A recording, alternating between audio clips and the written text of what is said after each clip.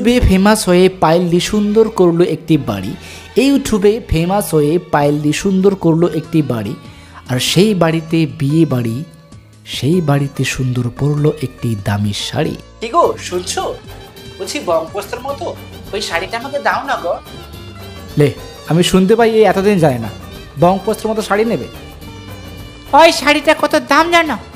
আর তুমি শাড়ি নিয়ে কি করবে? ও তো বিয়ের শাড়ি। ও আচ্ছা, আমাদের বিয়ে তো হয়েই গেছে। বলছি আর অর্ধেক বিয়ে কি বাড়ানো যাবে না? অর্ধেক কেন? তুমি আমাকে ডিভোর্স দিয়ে দাও। একটা গোটা এত বড় বিয়ে করে না, বুঝেছো?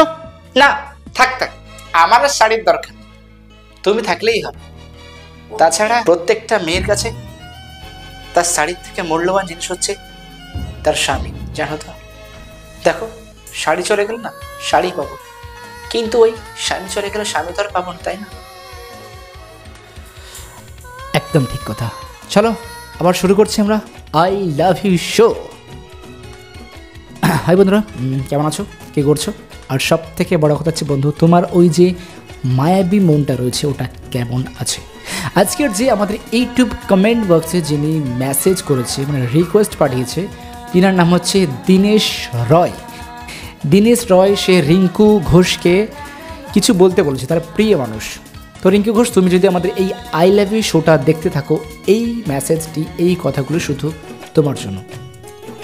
প্রিয়, ভালোবাসাটাকে আগলে রাখতে শেখো। হয়তো আমার মতো তুমি অনেককেই পাবে, কিন্তু আমি হারিয়ে গেলে আর কোনোদিন তুমি আমাকে পাবে না। টেক কেয়ার প্রিয়। তো দেখা হচ্ছে আবার নেক্সট ভিডিওতে। পৃথিবীর প্রত্যেকটা মা বাবাকে আমার এখান থেকে ভালোবাসা। বন্দে মাতরম।